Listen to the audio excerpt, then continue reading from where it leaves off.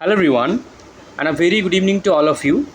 सो इस वीडियो में मैं रेलवे फार्मासिस्ट की जो वैकेंसी आने वाली है, जो शुरू होने वाला है फॉर्म फिलअप 9 तारीख से 9 अगस्त से, उसके रिगार्डिंग जितनी भी क्वेरीज़ आए हैं मेरे पास आप सब की तरफ से, उनको मैं बताऊंगा आप सबको। ठीक है, तो मैंने जो शॉर्ट नोटिफिकेशन मतलब जो आया है वो 5 दिन पहले अपलोड किया था एंड मुझे काफ़ी अच्छा रिस्पांस मिला है, बहुत सारे कमेंट्स मिले एंड उन कमेंट्स का मैं रिस्पांस नहीं कर पाया, आई नो। सो इसीलिए मैं ये वीडियो को बना रहा हूँ कि मैं आपके जो क्वेरीज़ है, कुछ डाउट्स है, जो कुछ स्टूडेंट्स स्पेसिफिकली इस साल ग्रेजुएट हो रहे हैं, जो पहली बार एग्ज़ाम दे रहे हैं, उनके लिए काफ़ी ज़्यादा इंपॉर्टेंट है, क्योंकि जो पहले दे चुके हैं लास्ट ईयर के एग्ज़ाम, उनको पता है, मतलब उनके पास मैक्सिमम क्वेरीज़ का सॉल्यूशन खुद के पास ही है। उनको पता है कि कौन एलिजिबल है, क्या सिलेबस है ना, क्योंकि वो ऑलरेडी इस स्टेज से गुजर चुके हैं। लेकिन आप सबके लिए ये हो सकता है न्यू है, राइट। तो मैं आपको सबसे पहले तो बता दूं कि ये नोटिफिकेशन आपको मिलेगा कहाँ से। सबसे पहले तो आप लोग चले जाना railway recruitment board RRB Chandigarh के ऑफिशियल वेबसाइट में rrbcdg.gov.in। यहाँ पे आपको आ जाना है 03/2025 जो है आपका पैरामेडिकल की वैकेंसी। यहाँ पे आप ऐसे देखोगे 26 को आया है इंडिकेटिव नोटिस। ये एक इंडिकेटिव नोटिस है, मतलब फाइनल नोटिफिकेशन अब तक नहीं आया है। फाइनल नोटिफिकेशन का मतलब ये नहीं कि ये नोटिफिकेशन इनवैलिड है, ये शॉर्ट नोटिफिकेशन है। लॉन्ग जो पीडीएफ होगा वो अभी तक नहीं आया, वो उसी दिन को आएगा, हो सकता है उससे एक दिन पहले आ जाए। तो यहाँ पे क्लिक करेंगे आप लोग तो हिंदी और इंग्लिश दोनों में आप लोग पढ़ सकते हो। तो मैंने यहाँ पे इंग्लिश वाला डाउनलोड कर रखा है। देखो कुछ ऐसे आपका नोटिफिकेशन है। This is the indicative notice. यहाँ पे बताया जा रहा है कि 9 अगस्त 2025 से आपका फॉर्म फिलअप शुरू हो रहा है और 8 सितंबर को आपका फॉर्म फिलअप एंड हो रहा है। ओके, एंड जो वैकेंसी है एक डिटेल्स दिया गया है, लेकिन डिस्ट्रीब्यूशन जो है, मतलब कौन से आरआरबी में कितने वैकेंसी, कैटेगरी वाइज कितने कहाँ पे है, ये सब अभी नहीं दिया गया है। वो फाइनल जो पीडीएफ होगा उसमें रहेगा। फार्मासिस्ट जो है एंट्री गेट का लेवल 5 जिसका सैलरी होते हैं, यहाँ पे आपको 20 से 35 का एज लिमिट दिया गया है। ठीक है, तो कुछ कमेंट्स मेरे पास आए थे कि एज लिमिट नहीं दिया गया, तो ध्यान से देखो एज लिमिट साफ साफ दिया गया है 20 to 35। ये जनरल के लिए है, बाकी सबके लिए और भी रिलैक्सेशन है। और 105 मतलब 105 वैकेंसीज आते हैं, और बाकी यहाँ पे 272 है फॉर द नर्सिंग, बाकी कुछ 33 जैसे है for the health and malaria inspector, 12 vacancies है for the ECG technician, radiographer 4 ऐसे करके है। टोटल यहाँ पे 434 वैकेंसीज है। Okay, 434 total vacancies are there.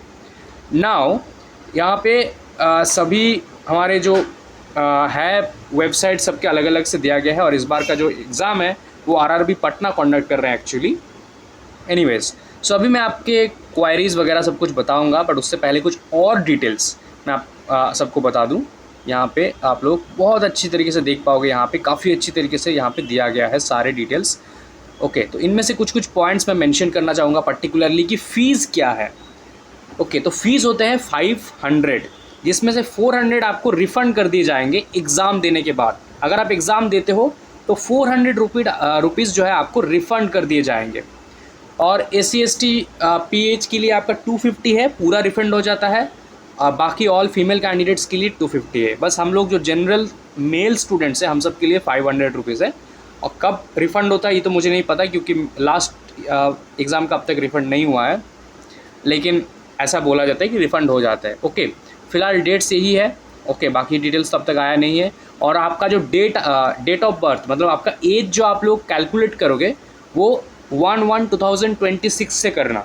ठीक है, इस डेट पे आपका जो मतलब अभी 2025 चल रहा है, तो 1/1/2026 को आपका एज कितना हो रहा है, 35 से ज़्यादा नहीं होना चाहिए, तब आप लोग एलिजिबल हो। ठीक है, यहाँ पे देखो सब कुछ दिया गया है कौन स्टूडेंट्स एलिजिबल है। तो आपको 10+2 करना है, मतलब 12th अगर आपने किया है साइंस या फिर इक्विवेलेंस से, मतलब फिजिक्स केमिस्ट्री मैथ और फिजिक्स केमिस्ट्री बायो से, विद डिप्लोमा इन फार्मेसी, और bachelor of pharmacy B pharm अगर आपने किया है, दोनों ही आप लोग एलिजिबल हो। And registration is mandatory. Okay, I hope एक बहुत बिगेस्ट डाउट आपका सॉल्व हो गया कि अगर रजिस्ट्रेशन के लिए आप लोग मतलब फॉर्म फिलअप कर पाओगे कि नहीं। नहीं, रजिस्ट्रेशन तो आपको बिल्कुल चाहिए। तो रजिस्ट्रेशन अभी आपके पास टाइम है, before last date of form fill up आप लोग अपना रजिस्ट्रेशन बना लो। मैक्सिमम जो सॉफ्ट कॉपी है वो भी निकाल लो कैसे भी करके।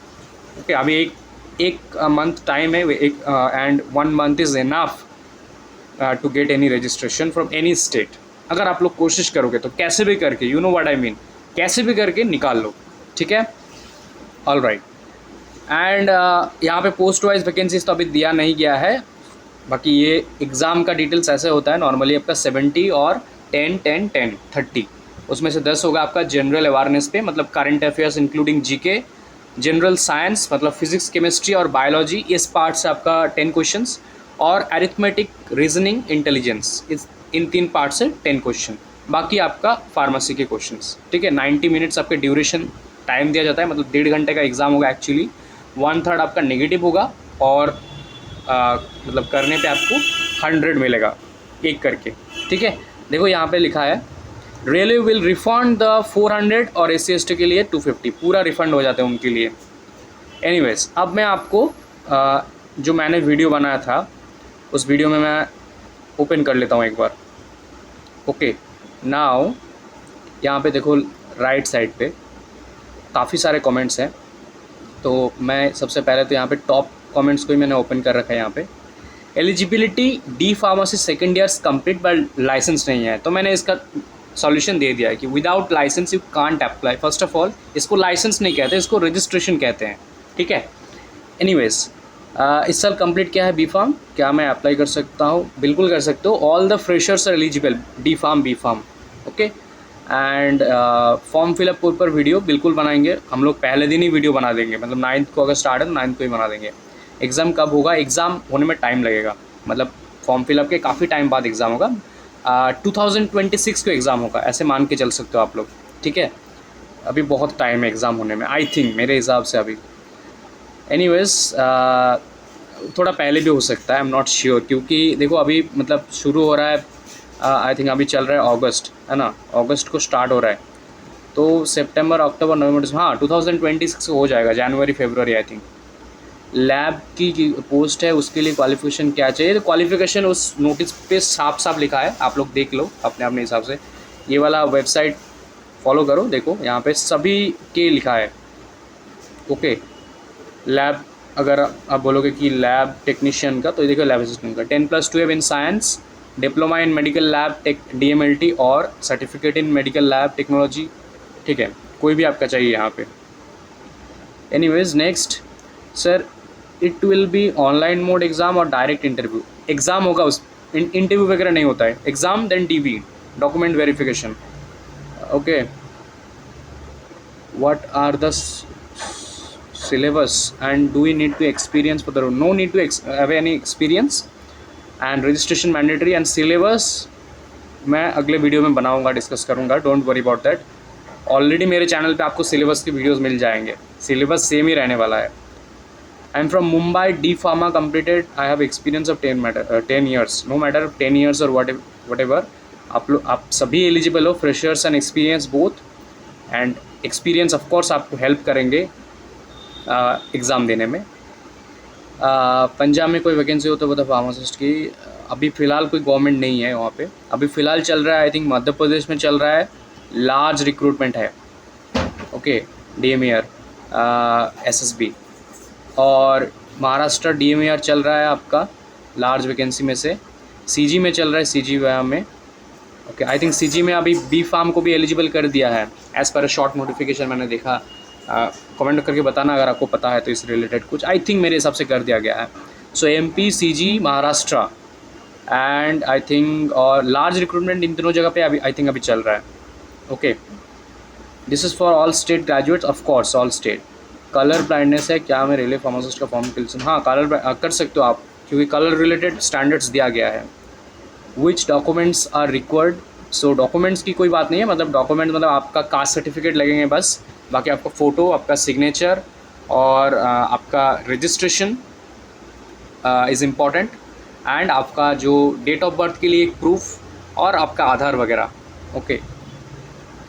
Rajasthan, Punjab, all students are eligible, और किसके अंडर आप फिल करेंगे ये आपके ऊपर है। ऐसा नहीं कि आप राजस्थान से हो तो आपको राजस्थान के अंडर ही फिल करना है, जिस पे चाहो आप लोग फिल कर सकते हो, उसी के लिए आपको एग्ज़ाम देना होगा, और अगर आपको जॉब मिलते हैं तो उसी पर्टिकुलर लोकेशन के लिए आप लोग अलॉट किए जाओगे, मतलब वहीं पे आपको पोस्टिंग आपको मिलेगा फॉर द 2 ईयर्स, उसके बाद आप लोग रिलोकेट कर सकते हो, ठीक है। ऑल राइट, क्या है इस पर रिज़ल्ट 11 जुलाई को आएगा, तो मैं क्लियर हूँ, मीन्स ग्रेजुएट हो गया, बट ये वैकेंसी के लिए अप्लाई कर सकता हूँ? नहीं, रजिस्ट्रेशन चाहिए ऑफ कोर्स। बुक कौन सा है, बुक पे बात करेंगे। अभी फ़िलहाल आप लोग जो भी आपने टेक्स्ट बुक्स है उनको फॉलो करो, टेक्स्ट बुक्स नहीं करोगे तो आपका एग्ज़ाम सिलेक्शन नहीं होगा।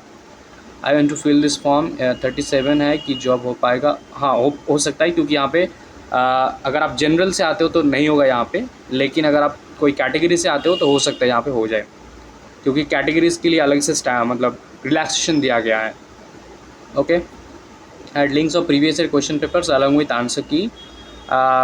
जैसे कि मैंने कहा, जो मेरा ये वाला सेकंड चैनल है जहाँ से मैं आपको ये वीडियो दिखा रहा हूँ, प्रोफेसर ऑफ फार्मेसी, इस चैनल पे मैंने ऑलरेडी बहुत सारे रेलवेज़ के प्रीवियस ईयर के पेपर्स सॉल्व कर रखा है और आगे भी करता रहूँगा, तो इस चैनल को देखते रहें आप, ठीक है। This is the channel only for previous year question paper and model practice.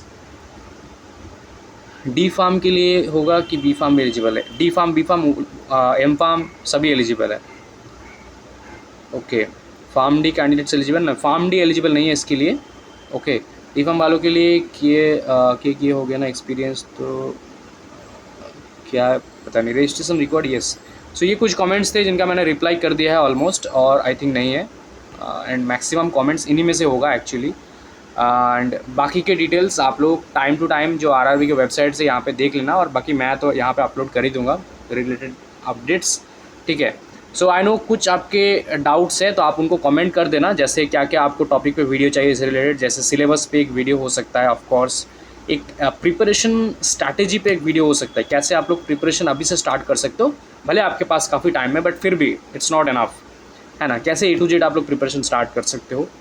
और बाकी मेडिकल स्टैंडर्ड्स पे अगर आप लोग जानना चाहते हो तो आप लोग कमेंट कर देना। Thank you so much.